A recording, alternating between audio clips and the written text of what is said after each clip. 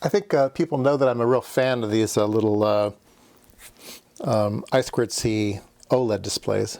They're super cheap, they're super small, they only require two data lines from your Arduino project, so I just am a big fan of these. But these have come up recently. Let me get the glare off of it. These are little TFT displays, and they're ISP or IPS displays.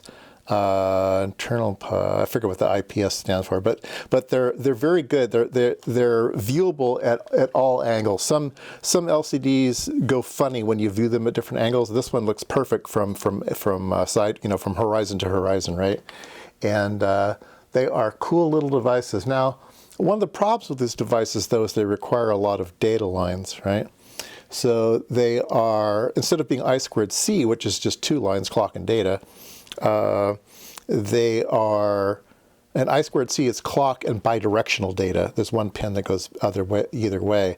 On the SPI versions, there's a clock and there's data, but there's two datas, one input data, one output data. So you've got at least 3 pins for the data. Then there's a reset line and a DC line, a clear line, a display clear line, I think what this is. And then there's a chip select line, and this one has a backlight. You can turn off the backlight.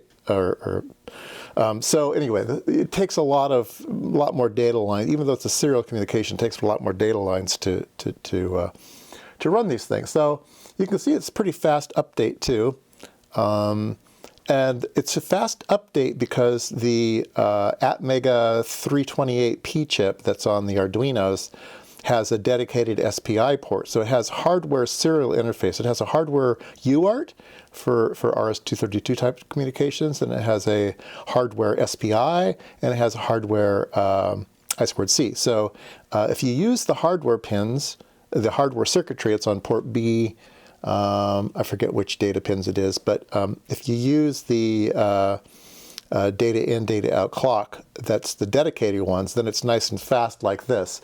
Now, the display drivers that Adafruit wrote, and maybe some other people wrote as well, allow you to use it like this, as it was intended, or sometimes those pins are already used up, so it allows you to choose other pins for the data and clock.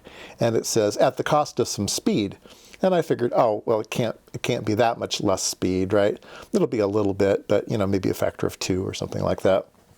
So I had this board, and I was going to try the same program. So let's disconnect power. We'll be good about it. I guess you hot plug everything, but pull this out. And so this little board that I made for my frequency counter, I brought out some unused pins here, and so I'm going to just use all the unused pins to drive the display. Okay, I did hotwire one of them to ground and hotwired one of them to a VCC. You can program one of the data lines high for VCC and program one of the data lines low for the ground, and it will run this little display. It doesn't output the full 5 volts. It's a little bit dodgy, and then bigger displays with a bigger backlight, it just won't drive it. So I added the little 5 volt line here on the back. But anyway, I did not use the SPI lines. I chose standard I/O pins instead of the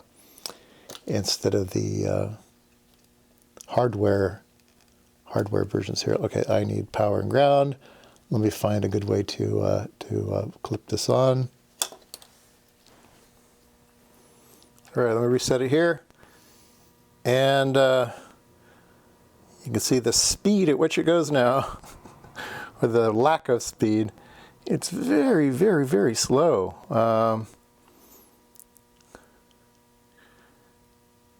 Yeah, it takes a long time. You remember these? How quick these were on the other data path? I would recommend using hardware SPI because the what's called bit banging SPI is just way, way, way too slow. Yeah, let's go. To refresh your memory, let's go back to this one.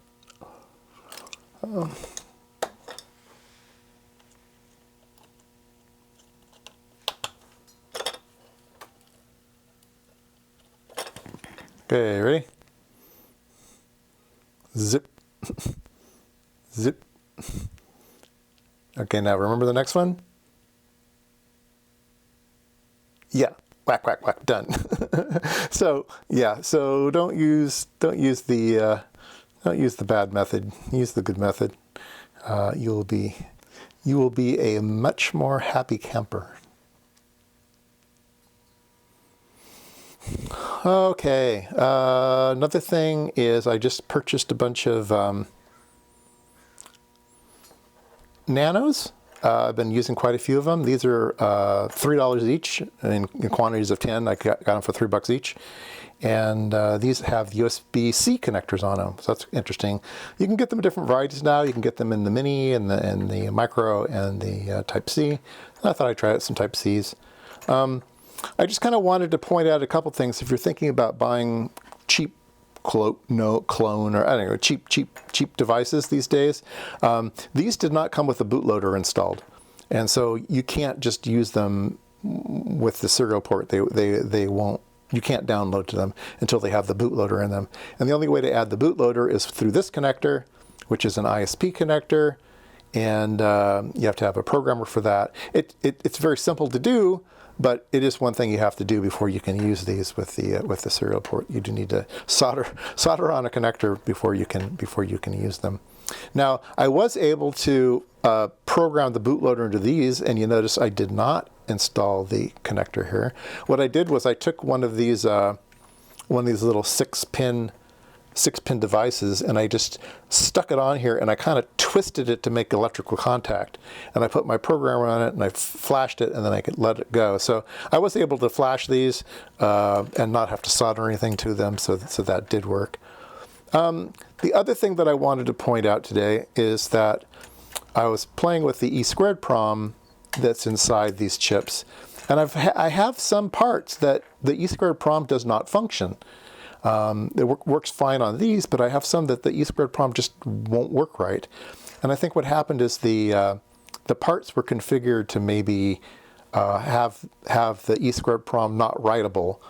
There's a fuse bit that you can set in these parts to disable that function, and I'm thinking that maybe some of the nanos that I had that fuse set for whatever reason, and I was not able to use the E² PROM.